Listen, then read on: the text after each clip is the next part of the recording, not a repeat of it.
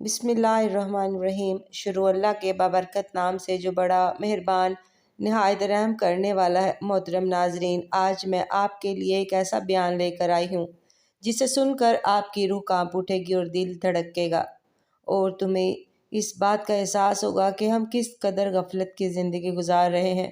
ایک ایسی رات جس کی حقیقت جان کر آپ حیران رہ جائیں گے۔ ایک ایسی رات جسے چھوڑ دینا، جسے لاپرواہی میں گزار دینا بدقسمتی ہوگی۔ ایک ایسی رات جس کی برکت خود اللہ کے نبی صلی اللہ علیہ وآلہ وسلم نے بیان فرمائی ہے۔ یہ کوئی عام رات نہیں ہے، یہ فیصلوں کی رات ہے، یہ تقدیر کے لکھے جانے کی رات ہے۔ یہ وہ رات ہے جس میں اللہ تعالیٰ اپنے بندوں پر رحمتوں کی بارش برساتا ہے۔ جی ہاں، وہ کون سی رات ہے؟ وہ ہے شب برات۔ شب کا مطلب ہے رات اور بارات کا مطلب ہے نجات، یعنی یہ وہ رات ہے جس میں اللہ تعالیٰ گناہ گاروں کو جہنم سے نجات عطا فرماتا ہے، توبہ کرنے والوں کو معاف فرما دیتا ہے اور بے حساب لوگوں کی قسمت کے فیصلے لکھے جاتے ہیں۔ کیا آپ جانتے ہیں کہ شب برات کو میاں بیوی کا ایک ساتھ سونا کیوں ضروری سمجھا جاتا ہے؟ کیا یہ کوئی شرعی حکم ہے یا محض ایک روایت ہے؟ اور اگر اس رات کو میاں بیوی ایک ساتھ نہ سوئیں تو کیا نقصان ہو سکتا ہے؟ آج کی اس ویڈیو میں آپ کو شب قدر کے ایک ایسے پہلو کے بارے میں بتانے جا رہی ہوں جس میں شاید آپ نے پہلے کبھی غور نہ کیا ہو۔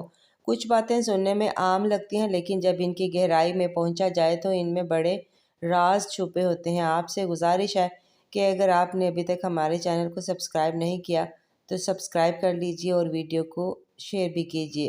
شب برات کی اصل روح اور اس رات کے اصل اعمال کے بارے میں آپ کو بتاتی ہوں۔ محترم ناظرین، شعبان کی 15ویں شب شب برات کہلاتی ہے، یعنی وہ رات جس میں مخلوق کو گناہوں سے بری کر دیا جاتا ہے۔ تقریباً 10 صحابہ کرام رضوان اللہ اجمعین نے اس رات کے متعلق حدیث منقول ہے۔ حضرت عائشہ رضی اللہ تعالیٰ فرماتی ہیں کہ شعبان کی 15ویں رات کو شب کو حضرت محمد صلی اللہ علیہ وآلہ وسلم اپنی آرام گاہ پر موجود نہیں تھے، تو تلاش میں نکلی، دیکھا کہ آپ جنت البقیع کے قبرستان میں ہیں۔ آپ نے مجھ سے فرمایا کہ آپ شعبان کی 15ویں رات ہے، اس رات میں اللہ تعالیٰ آسمان پر دنیا پر نزول فرماتا ہے اور قبلہ بنی کلب کی بکریوں کے بالوں کی تعداد سے بھی زیادہ گناہ گاروں کی بخشش فرماتا ہے۔ اس رات میں اس سال پیدا ہونے والے ہر بچے کا نام لکھ دیا جاتا ہے۔ اس رات میں اس سال مرنے والے ہر آدمی کا نام لکھ دیا جاتا ہے۔ اس رات میں تمہارے اعمال اٹھائے جاتے ہیں اور تمہارا رزق اتارا جاتا ہے۔ اسی طرح ایک روایت میں ہے کہ اس رات میں تمام مخلوق کی مغفرت کر دی جاتی ہے سوائے 7 اشخاص کے۔ وہ 7 اشخاص یہ ہیں کہ مشرک، والدین کا نافرمان، کینہ رکھنے والا، شرابی، قاتل، شلوار کو ٹخنوں کے نیچے لٹکانے والا اور چغل خور۔ ان 7 افراد کی اس عظیم رات میں بھی مغفرت نہیں ہوتی جب تک کہ یہ اپنے عزائم سے توبہ نہ کر لیں۔ اس رات میں سورج غروب ہوتے ہی اللہ تعالیٰ اپنے بندوں کی طرف متوجہ ہوتے ہیں اور اعلان ہوتا ہے کہ کون ہے جو گناہوں کی بخشش کروائے، کون ہے جو رزق میں وسعت طلب کرے، کون ہے جو مصیبت زدہ جو مصیبت سے چھٹکارا حاصل کرے۔ ایک احادیث مبارکہ اور صحابہ کرام بزرگان دین کے عمل سے ثابت ہوتا ہے کہ اس رات میں 3 کام کرنے ہیں۔ نمبر 1، قبرستان جا کر مردوں کے لیے ایصال ثواب اور مغفرت کی دعا کی جائے، لیکن یاد رہے کہ نبی کریم صلی اللہ علیہ وآلہ وسلم نے ساری حیات مبارکہ میں صرف ایک مرتبہ شب برات میں جنت البقیع جانا ثابت ہے۔ اس لیے اگر کوئی شخص زندگی میں ایک مرتبہ بھی سنت کی نیت سے چلا جائے تو اجر و ثواب کا باعث ہے، لیکن پھول پتیاں، چادر چڑھائے اور چراغاں کا اہتمام کرنا اور ہر سال جانے کو لازمی سمجھنا، اس کو شب برات کے ارکان میں داخل کرنا، یہ ٹھیک نہیں ہے۔ جو چیز نبی کریم صلی اللہ علیہ وآلہ وسلم سے جس درجے میں ثابت ہے، اس کو اسی درجے میں رکھنا چاہیے۔ اس کا نام اتباع دین اور اتباع سنت ہے۔ نمبر 2، اس رات میں نوافل تلاوت کرنا، قرآن پاک کا ذکر کرنا۔ اس بارے میں واضح ہے کہ نفل ایک ایسی عبادت ہے جس میں تنہائی مطلوب ہے، یہ خلوت کی عبادت ہے، اس کے ذریعے انسان اللہ کا قرب حاصل کرتا ہے، لہٰذا نوافل وغیرہ تنہائی میں اپنے گھر میں ادا کریں، اس موقع کو غنیمت سمجھیں۔ نوافل کی جماعت اور مخصوص طریقہ اپنانا درست نہیں ہے۔ یہ فضیلت کی راتیں شور و شوق اور میلے اجتماع منعقد کرنے کی راتیں نہیں ہیں، بلکہ گوشہ تنہائی میں بیٹھ کر اللہ سے تعلقات استوار کرنے کے قیمتی لمحات ہیں، ان کو ضائع ہونے سے بچائیں۔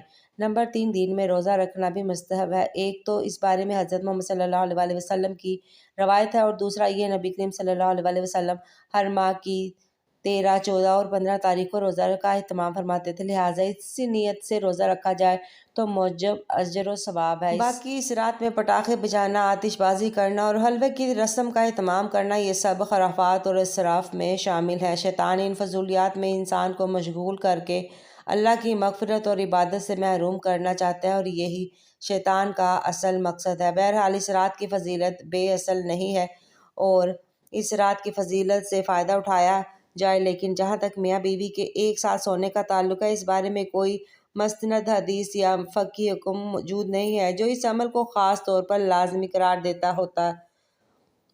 हम इस मौजू को मुख्तलिफ ज़ावियों से देखा जा सकता है जिसमें शरई, रूहानी और अज़वाजी ताल्लुकात शामिल हैं। नंबर 1, अज़वाजी ताल्लुक और इबादत।